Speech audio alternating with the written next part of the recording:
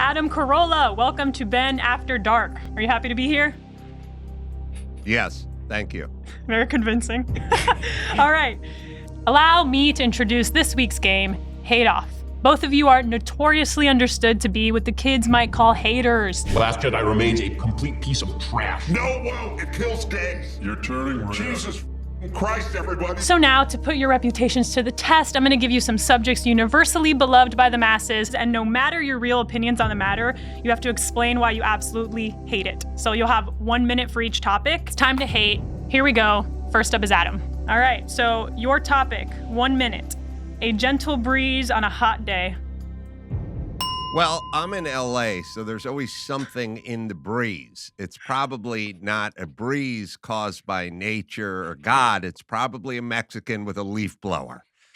So really, and if it's not a Mexican with a leaf blower, it's some sort of toxic topsoil that's been kicked up from the Altadena fire that's now heading into my lungs.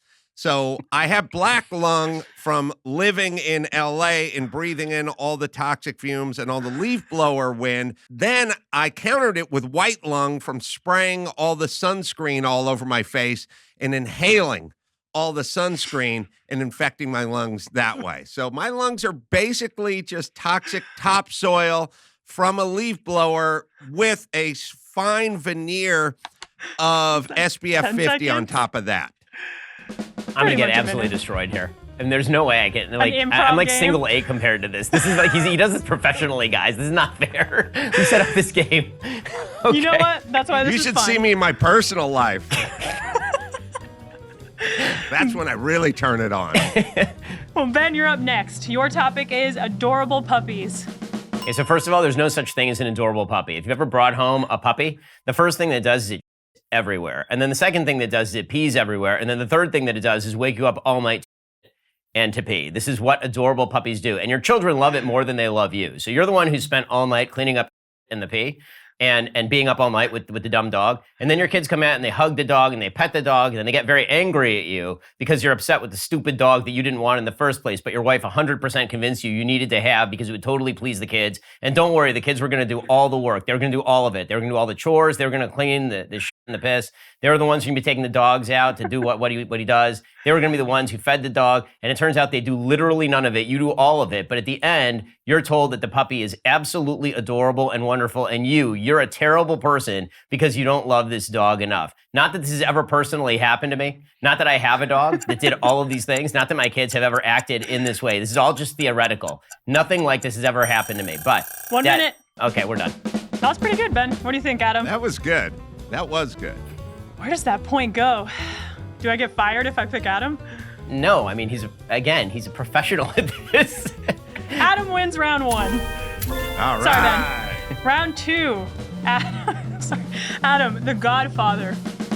I've never seen The Godfather, and I'm always ridiculed that I've never seen The Godfather. And every time I mention that, someone makes the face that Ben just made, especially living in Hollywood. If you live in Hollywood and you announce to a crowded group that you're out to dinner with that you've decided to come out as a pedophile, you'll get some knowing nods. But if you announce you've never seen The Godfather, plates will start flying and mugs will start sailing toward your head. So I am considered an infidel in Hollywood for never seeing The Godfather. I feel like it's been quoted to me so many times that I still, when I close my eyes, I have seen the movie. But no, I've not seen it.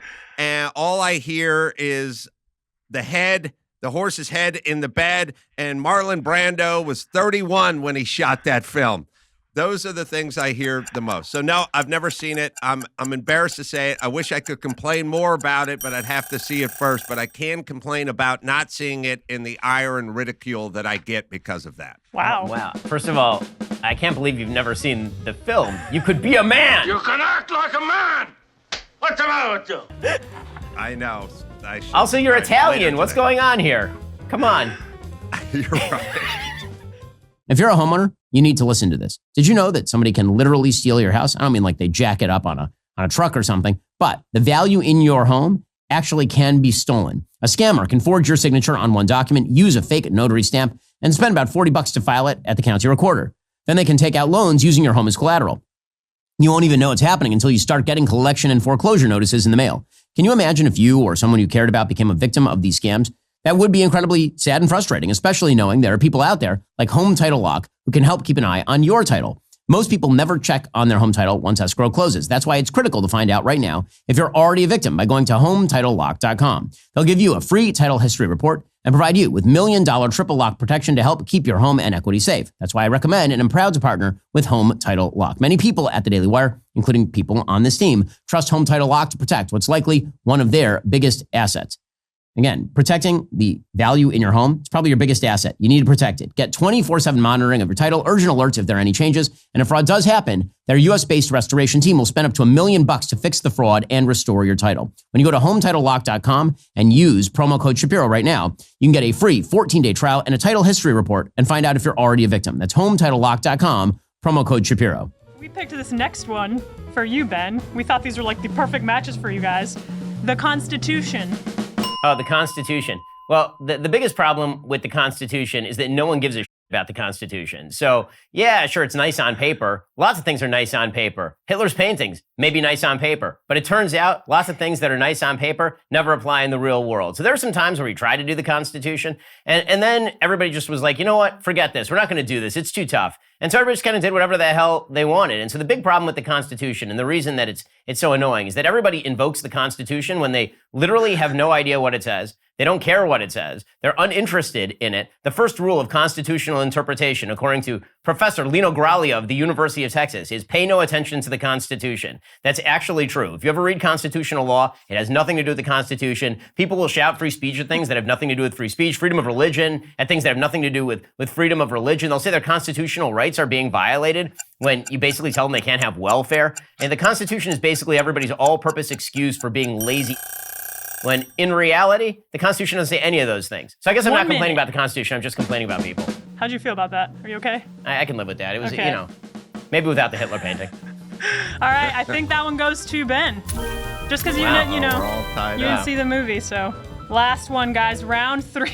Adam, you're up. Keanu Reeves. Keanu Reeves, can he grow a beard or can he not grow a beard? I can't figure out what's going on with that guy's facial hair. Sometimes I see a picture of him and I'm like, that guy has a majestic beard. And then there's other times he looks like a 14-year-old who puberty just dodged.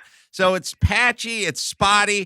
The grungier he gets, the smellier he gets, the funkier he gets, the older he gets, the cuter he gets. Like he just keeps getting better looking as we keep falling off, turning into trolls.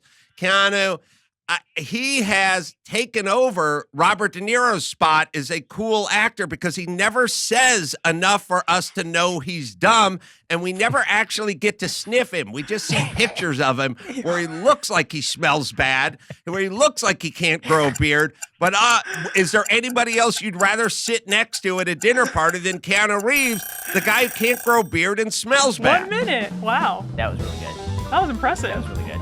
I like the movie Constantine. Anyway. Glad someone does.